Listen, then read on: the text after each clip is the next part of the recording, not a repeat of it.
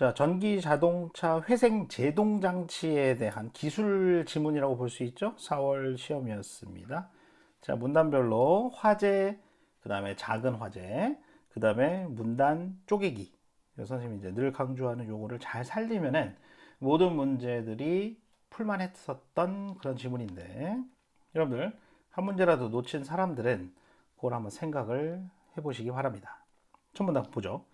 자, 전기 자동차는 친환경 자동차로 주목받고 있지만 한 번 충전으로 운행할 수 있는 거리가 짧아요. 이를 보완하기 위한 장치 중 하나가 회생 제동 장치다.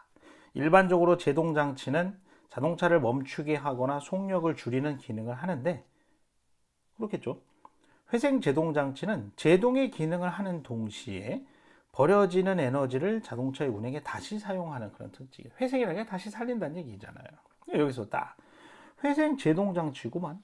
회생 제동 장치 설명하는 거고, 그 다음에 회생 제동 장치는 일반적인 제동 장치와는 다르게 제동도 하고요. 그 다음에 에너지를 다시 사용할 수 있게 이렇게 해준다. 이 정도가 되겠죠? 문단 쪼개지는 그런 정보라고 보기는 좀 무리가 있네요. 별거 없잖아요. 그죠? 두 번째 문단 가죠. 회생 제동 장치를 이해하기 위해서는 우선 전기 자동차에 장착되어 있는 전동기의 작동 원리를 아세요. 전동기의 작동 원리를 아시랍니다. 당연히 이것이 화제가 되겠죠. 그림은 전동기가 장착된 전기 자동차 구조의 일부를 도식화했는데요. 전동기는 영구 자석과 그 안쪽에서 회전할 수 있는 회전자로 구성되어 있다. 됐죠? 전동기는 뭘로? 영구 자석과 그 다음에 회전자로 구성되어 있다. 그리고 영구 자석 사이에는 항상 자기장이 형성되어 있다. 이렇게 얘기합니다. 네. 가져가야지 이런 거 어떻게 해? 그죠?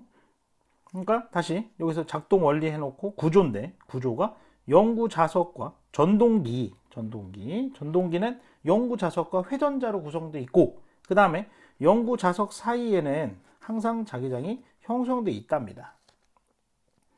회전자는 배터리에서 나오는 전류가 흐를 수 있는 도선으로 감겨 있고, 회전자 가져가야죠. 소화제입니다. 그죠?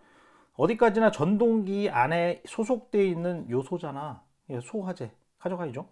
회전자는 배터리에서 나오는 전류가 흐를 수 있는 도선으로 감겨 있고, 그 다음에 이게 바퀴와 연결되어 있다. 이렇게 돼 있어요. 그러니까 두 번째 문단 같은 경우 생각을 해보세요. 전체 화제는 전동기의 작동 원리입니다. 전동기라고요. 전동기 구조 뭐 이런 거라고. 그래 놓고 전동기는 영구자석과 회전자로 구성되어 있고, 그 다음에 영구자석은 이렇고 특징 자기장이 형성되어 있고, 그 다음에 회전자는 두 가지 도선으로 감겨 있고, 그 다음에 바퀴를 움직이는 회전축과 연결되어 있다. 이렇게 되어 있어. 다 가져 챙겨놔야지 일단은. 그죠? 맞죠? 그 다음 세 번째입니다. 자, 운전자가 가속 페달을 밟으면 배터리에서 전동기로 전류가 공급된다. 딱 이제 보니까 원리 이제 이런 거 가려고 하는 것 같죠? 가속 페달을 밟아요. 가속 페달 밟는다. 오케이. 갑시다. 자, 배터리에서 전동기로 전류가 공급된다. 첫 번째. 배터리에서 전동기로 전류가 공급돼요. 그 다음에 그런 상태에서 바로 회전자의 도선에 전류가 흐른다. 여기까지 가죠. 오케이. 전기가 이제 회전자의 도선에, 아까 위에서 이야기했던 회전자의 도선에 전기가 흐른다는 얘기죠. 도선에 전류가 흐르면, 자, 그 다음 단계. 이거 다 단계 잡아놔야죠. 여러분들 하실 때. 도선에 전류가 흐르면은 자기장이 생성되고, 영구자석 사이에 형성되는 자기장과 상호작용해서 전자기력이 발생한다. 됐죠? 네. 전기가 흐르면 전자기력이 발생한다. 이렇게 발생된 전자기력의 영향으로, 그 다음, 또 가잖아. 그죠? 다음 단계. 이렇게 발생된 전자기력의 영향으로 도선이 힘을 받아. 회전자가 회전해요. 됐죠? 전자기력의 영향으로 회전축과 연결된 바퀴에 회전력이 전달돼서 자동차가 움직인다. 이렇게 되죠. 됐죠? 그래 놓고 이때 회전자의 회전력은 도선에 흐르는 전류의 세기가 셀수록 영구자석 사이의 자기장의 세기가 셀수록 커진다. 이렇게 돼 있어. 이것도 비례 관계 설명하잖아. 회전자의 회전력이라는 것은 전류의 세기랑 비례하고 자기장의 세기와 비례한다. 이렇게 돼 있잖아. 여기도 나눠놔야지 일단. 여기 그죠? 비례관계 설명하기. 기술에서 많이 하는 거 아니겠어? 이렇게 정보가 이렇게 분리가 되고 있잖아요.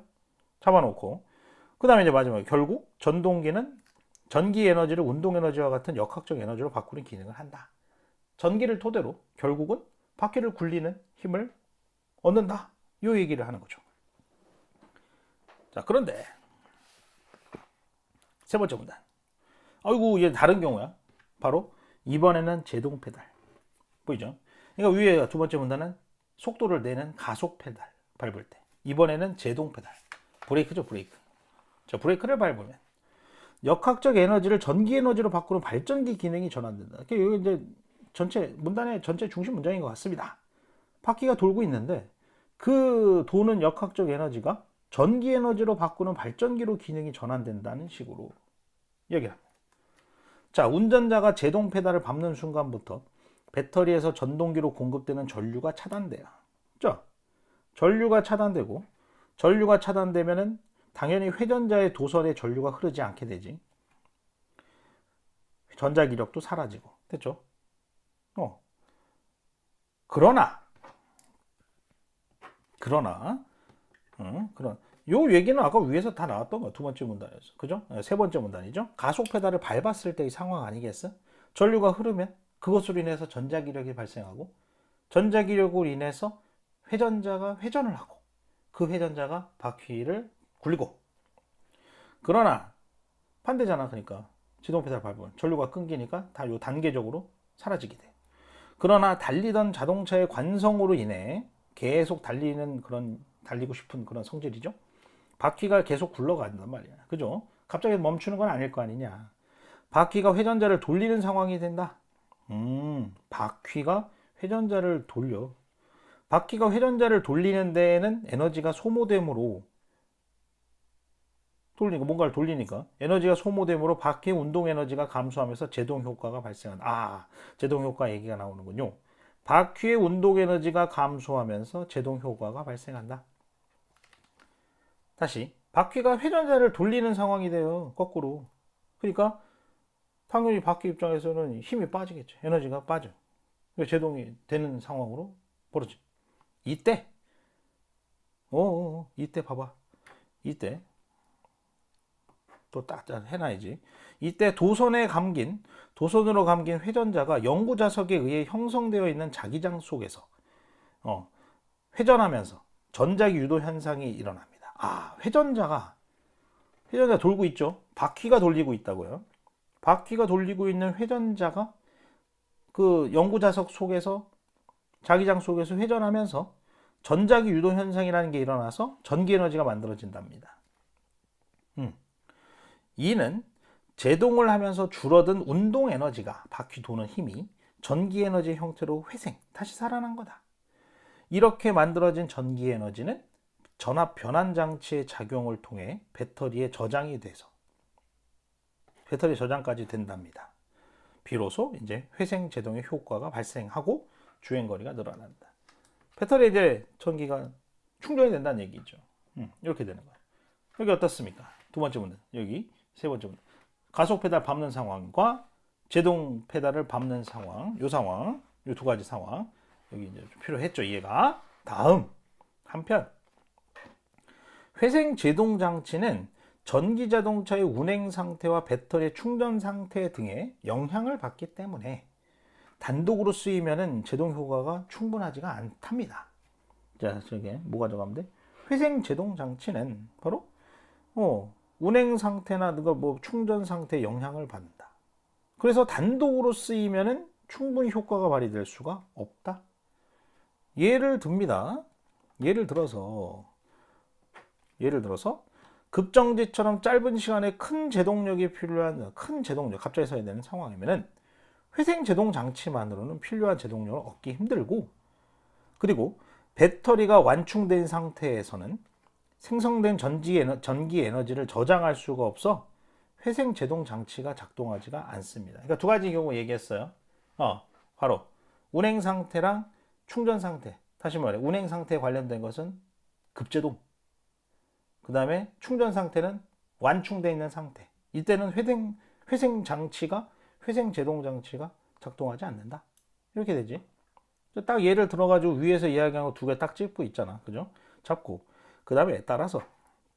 그래서 그러한 이유로 바로 회생 제동 장치와 더불어 일반적인 자동차에서 쓰이는 마찰 제동 장치가 같이 상호 보완적으로 작동한다. 이렇게 얘기합니다. 됐습니까? 네. 문단 흐름은 괜찮죠? 그죠? 그 다음 마지막. 자, 운전자가 제동 페달을 밟으면 우선 제동 페달을 밟는 상황에 대한 이야기를 합니다. 밟으면 우선 페달에 있는 센서가 페달을 밟은 압력의 정도를 인식해서 전자 제어 장치로 전기적 신호를 보낸다. 센서가 그 역할을. 작은 화재가 나왔죠? 화재가 아니고 센서가 압력 정도를 인식을 해서 전자 제어 장치에 전기적 신호를 보낸다. 첫 번째 단계. 그 다음에 두 번째 단계. 전자 제어 장치. 두 번째. 센서의 어떤 신호를 받았죠. 전자 제어 장치가. 받아서 이 신호를 바탕으로 페달을 밟은 압력에 따라 제동에 필요한 전체 제동력을 계산한다. 뭐 이건 가져오면 될 것 같은데. 전체 제동력을 계산한다. 이와 동시에 하나 더. 현재 자동차 운행 상태와 배터리 충전 상태 등을 고려해서 회생 제동으로 얻을 수 있는 제동력과 이를 전체 제동력에서 뺀 나머지 제동력을 계산해낸다. 오, 전체 제동력 계산하고 더불어 바로 회생 제동으로 얻을 수 있는 제동 앤드 나머지 제동력을 계산한다. 됐죠? 전체 제동력 계산도 하면서 동시에 회생 제동으로 얻을 수 있는 제동력, 그 다음에 전체에서 회생을 뺀 나머지를 계산해. 그리고 이를 토대로 됐죠?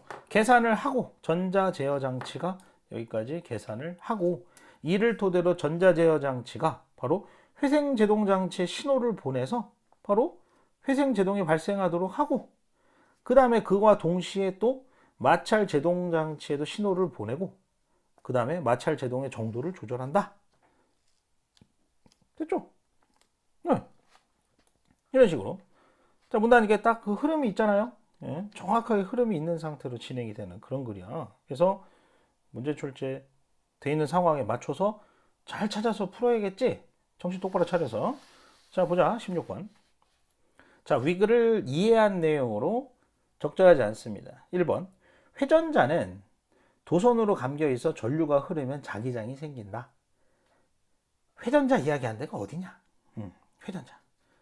그리고 전류가 흘러서 자기장이 생기는 것은 가속 상황이겠지. 여기 보면은. 그다음에 도선에 감겨 있는 건 여기 있고요. 회전자 여기 화재 분명히 체크되어 있고요. 회전자는 도선으로 감겨 있고, 그 다음에 전류가 흐르면 여기서 전류가 흐르면 자기장이 생기고 여기 딱 있어요. 네. 1번 맞는 말. 2번. 자, 전자기력의 영향으로 회전자가 회전하면 바퀴가 움직인다. 회전자, 이것도 회전자가 전자기력으로 회전하, 여기 전자기력으로 회전자가 회전하면 바퀴가 움직이는 상황. 이것도 요 문단 안에서 해결이 됩니다. 3번. 대부분의 전기 자동차에는 일반 자동차에 있는 제동 장치가 장착되어 있다. 아이고, 이것도 마지막은 아니고 여기죠. 여기 보면은 그래서 여기 있잖아. 따라서 전기 자동차는 마찰 제동, 일반 자동차에 쓰이는 제동 장치가 있다라고 같이 있다. 회생 제동으로는 안 되는 게 있어. 그 얘기가 한 게 여기잖아. 그죠? 다음 4번, 4번. 회전자의 회전력이 사라지면 영구자석 사이에 형성되어 있던 자기장도 사라진다. 이렇게 돼 있어요. 회전자의 회전력, 이거 확인해 봐야 되는데. 회전자의 회전력이 사라지는 건 어디 있습니까? 회전자의 회전력이 사라진다. 어디야? 회전자의 회전력이 사라진다. 회전력이라는 게 나온 게 이제 여기인 것 같은데, 그죠? 일단은 바퀴의 회전력이 전달되는 상황이 있고, 여기는 가속을 하는 상황이니까 회전력이 사라지는 상황은 아니죠. 일단은 그러면 이제 제동인가? 제동하는 부분인가? 봤더니 제동하는 부분에서 회전자의 회전력이 사라지는 상황이 있을까? 근데 아니라는 거지. 회전자가 회전력이 사라지는 경우가 없어. 왜냐면 여기서 이거 봐봐. 도선으로 감긴 회전자가 바로 영구자석에 의해 형성되어 있는 자기장 속에서 회전하면서 이렇게 돼 있잖아. 전자기 유도 현상에 따라 전기 에너지가 만들어진다. 이렇게 돼 있거든. 물론 이제 여기서 아까 이제 바퀴랑 회전자는 연결돼 있기 때문에 바로 바퀴 운동 에너지가 감소하면 회전자의 회전력이 감소하는 걸로 이해할 수는 있을 것 같습니다. 근데 뭐 그렇게 볼 수는 있는데도 불구하고 여기서 이제 뭐가 문제냐면 사실은 회전력이 사라지면 영구자석 사이에 형성되어 있는 자기장도 사라진다. 이게 문제지. 자기장이 사라진다고 한 게 이게 답이에요. 이유입니다. 적절하지 않은. 자, 이제 이건 어떻게 설명할 수 있냐면은 애초에 여기서 영구자석 이야기한 부분에서 항상 자기장이 있다라고 얘기를 했어요. 그리고 아까 다시 돌아와서 회전자의 회전력이 사라지는 상황이라면 이거는 가속 상황은 전혀 안 되고요. 제동 상황에서 그렇게 이해할 수도 있어요. 왜냐하면 바퀴 굴림이 좀 운동 에너지가 사라져가면서 이게 제동력이 생긴다고 이야기를 한 부분이 있습니다. 그러니까 회전력이 사라질 수도 있는데, 근데 그 상황에서도 바로 보면은 사라지는 상황에서도 이 영구자석에 여기 보면은 영구자석에 의해 형성되어 있는 자기장 속에서 회전해서 회생 제동이 생기는 거거든요. 회생 제동, 그러니까 뭐라고 할까? 회생 제동 장치, 다시 말해 전기 에너지로 바꾸는 작업이 또 일어납니다. 따라서 영구자석에서는 자기장이 계속 있더라고요. 가속하는 상황에서도 영구자석에 자기장이 있어야 되고, 제동을 하는 상황에서도 영구자석에는 계속 그 자기장이 형성이 돼 있어야 되는 게 맞거든요. 그래서 4번이 많이들 잘 못 찾았긴 했는데 그게 답입니다. 일단은 5번 답 뭘까요? 전기 자동차의 제동력은 실시간으로 조절되어 상황에 따른 전체 제동력이 일정하게 유지된다. 이렇게 얘기합니다. 이거는 이제 마지막 문단에 물론 마지막 줄에 있어요. 대놓고 있기도 있고요. 있고 여기 내용이 그렇잖아. 뭐라고? 전자 제어 장치가 알아서 계산을 해서 제동력을 계산을 해서 회생 제동을 이용해서 제동을 할 것인가? 또 나머지는 또 마찰 제동, 일반적인 제동으로 한단 말이야. 그 실시간 조절하겠지 당연히. 그죠? 그래서 4번이 정답인데. 그렇습니다. 예, 그다음. 보기는 운행 중인 전기 자동차의 제동 과정을 이렇게 했는데 뭔지 알겠죠? 상황, 제동 페달, 전자 제어 장치, 해상 제동. 이것도 이제 마지막 문단을 대놓고 물어봤습니다. 여기 마지막 문단, 제동 페달 밟는 상황에서 전자 제어 장치와의 관계. 자, 바로 가야죠. A. A를 밟게 되면 전기 에너지로 돌아가던 회전자는 운동 에너지에 의해 돌아가게 된다. 자, 제동 페달 밟는다. 이거 무슨 말이야? 전기 에너지로 돌아가던 회전자. 이게 이제 가속 상황이지. 가속 페달을 밟았을 때는 전기가 흘러서 그 전기로 인해서 바로 회전자와 연구자석 사이에 전자기력이 발생해서 돌린다. 뭐 이거 아니야?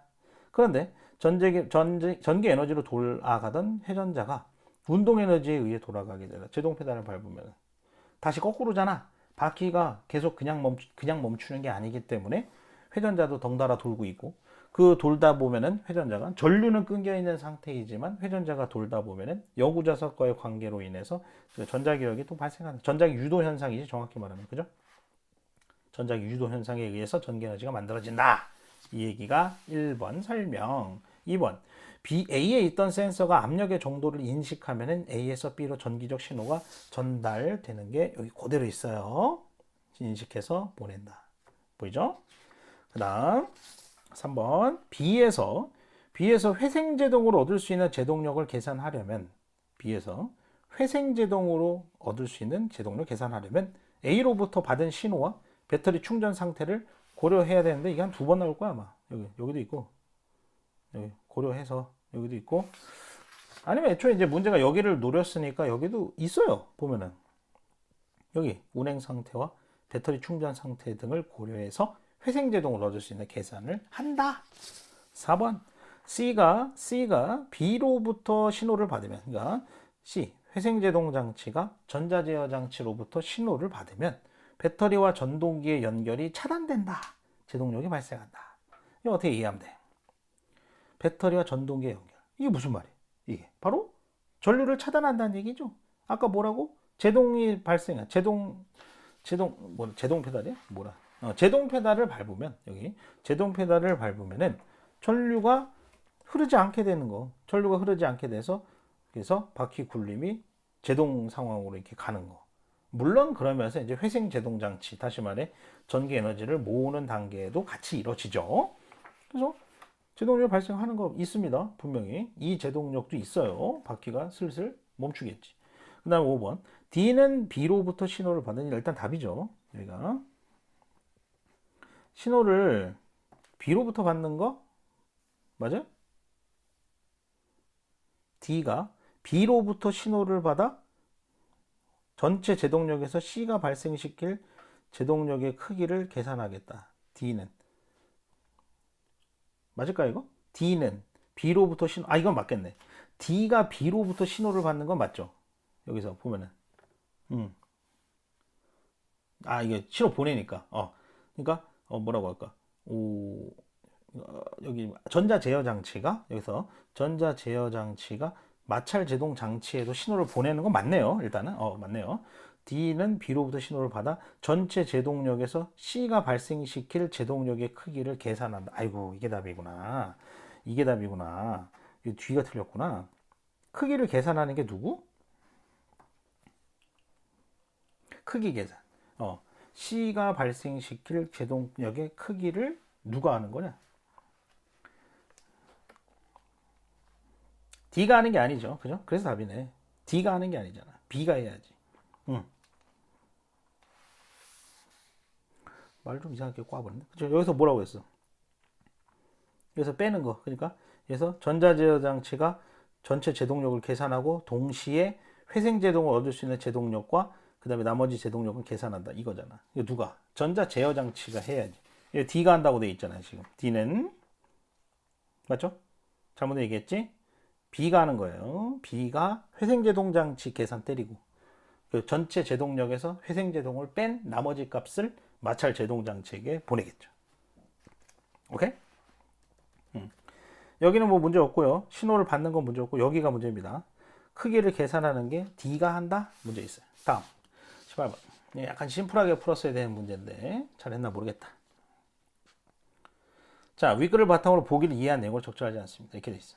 이거 보니까 이게 또 이게 괜히 좌절을 하고 시작하지 않았어도 되는데 되게 심플하게 풀었어야 됩니다. 이 문제는.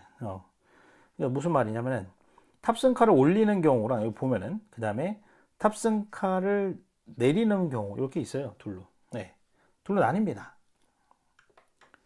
좀 쉽게 생각했으면 참 좋았는데 그렇지 않았을 거 아닙니까? 그죠? 탑승카를 올리는 경우랑 탑승카를 내리는 경우 둘로 나뉘고요. 그 다음에 올리는 경우도 탑승카의 무게가 균형추의 무게보다 가벼우면 이게 보면은 이게 뭐 이렇게 보면은 전기 에너지가 생산된답니다. 사실 이것만 갖고 와도 돼요. 예.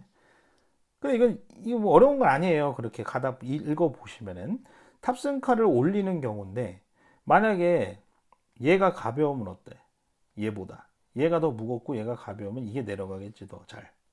이게 내려가면 중력에 내려가고 쭉 내려가면은 올려야 되는 건 얘고 쭉 내려가면은 이게 자동으로 내려간단 말이에요. 자동으로 내려가니까 전기 에너지 회전해서 전기 에너지를 만들 수 있다. 이 얘기고 반대로 탑승카의 무게가 더 무거우면은 이거 어떻게 해야 돼요? 이거를 잡아 끌어야 되잖아요. 응? 이게 더 무거워. 그럼 이 상태에서 이게 뭐 유지가 되겠냐? 아니, 이 상태로 그냥 있잖아요. 올려야 되는데, 그죠? 얘가 내려와야 되는 상황. 다시 말해 얘가 올려야 되는. 이거는 힘이 필요하다는 얘기지. 그래서 전기를 써라. 소모. 그 다음에 이제 내리는 경우도 이제 반대로 마찬가지예요. 탑승카를 내리는 경우도 탑승카의 무게가 균형추보다 무거우면 이게 더 무거워. 만약에 내려야 돼. 내려가는데 얘가 더 무거우면 어때요? 자동 아니야? 자동이잖아. 이 상태에서 자동으로 내려갈 거 아니야. 이게 더 무거우니까. 그러니까 자동으로 내려가니까 이게 전기 에너지가 만들어진다. 근데 반대로 탑승카의 무게가 얘가 더 무거운 상황이면은 어떻게 돼? 얘가 더 가벼워. 그 얘를 잡아 끌어야지 강제로. 잡아 끌면은 전기 에너지를 써야 된다. 이렇게 돼 있어. 뭐 그런 얘기인데 일단 여기서 좀 헤맬 수도 있겠다 싶은 생각이 드는데 그게 접수가 안 돼도 선생님 생각에 그게 접수가 안 돼도 전기 에너지를 생산하는 부분이고 소모하고 생산하고 소모한단 말이야. 그것만 갖고 본문이랑 딱 매치해서 접근하는 식으로 하면은 할만했거든요. 이게 문제가. 전기를 쓴다는 얘기는 뭐예요? 가속 페달 밟는 거고. 그죠? 전기를 만든다는 얘기는 뭡니까? 제동 페달을 밟을 때 뭐 그거 아니겠어요? 그죠? 제동 페달 밟으면 전기 에너지 회생되잖아. 그렇게 딱 심플하게 들어갔으면은 생각보다 풀만한 문제예요. 3번 보면 어때요? 봐봐요. 답이잖아요. 자, C의 경우 도선에 공급된 전류의 세기가 셀수록 회전자의 회전력은 커진다. 물론 이 말이 있어요. 어디에 있었어요? 전류의 세기가 셀수록 회전자의 회전력은 커진다. 어디 있었습니까? 가속 페달 이야기할 때 있었어요. 가속 페달 할 때 여기 있잖아요. 여기 보세요. 여기 엄연히 한 문단, 여기 한 문단을 차지하고 있습니다. 이때부터 끝까지. 보세요. 자기장의 세기가 셀수록 전류의 세기가 셀수록 회전력이 크다. 이거 어디 소속? 가속. 가속 페달 소속이지? 가속 페달 소속이면은 여기 보면은 C가 맞나? C 미안하지만 전기 에너지를 만드는 부분이거든. 네. 이거야. 3번은 그렇게 그런 얘기를 하면 안 되지. 전기 에너지 만드는 상황인데 뭐. 요거 한번 생각을 해보세요, 여러분들. 요거 문제 풀 때 생각보다 심플하게 가야 됩니다. 본문의 상황에 비춰. 물론 본문의 구조가 잘 짜져 있어야겠죠. 잘 짜져 있는 상태에서 심플하게 접근해야 돼. 다 확인해 보면 쉬워요, 생각보다. 그죠? 머리 쥐어 뜯지 말고 너무 다음에 잘하면 되잖아요. 그죠? 네, 다음. 이건 뭐 할만했지. 자, 위글 정리했다. 자, 회생 제동이 일어날 때에는 제동 과정에서 회전자를 돌리는 에너지가 뭘로 바뀌어? 전기로 바뀌어야겠지. 그죠? 회전자를 돌리는 에너지가 전기로 바뀌고, 그 다음에 무슨 작용을 통해 배터리에 저장되냐? 이건 나오나? 전압 변환 장치라는 말이 나오는지 모르겠네. 내가 놓쳤나? 안 봤나? 전압 변환 장치. 아, 있네. 있긴 있어. 아유, 있네. 좋아. 그래도 이제 가속 페달은 심했잖아. 그죠? 너무하잖아. 그 다음에 회생 제동, 배터리가 완충돼 있을 때는 회생 제동 장치가, 이건 어렵지 않게 3번을 할 수 있고, 이것도 마찬가지로 5번 어렵지 않게 했겠죠? 설마? 이것까지 틀리면 어떻게? 여기까지 수고했어요.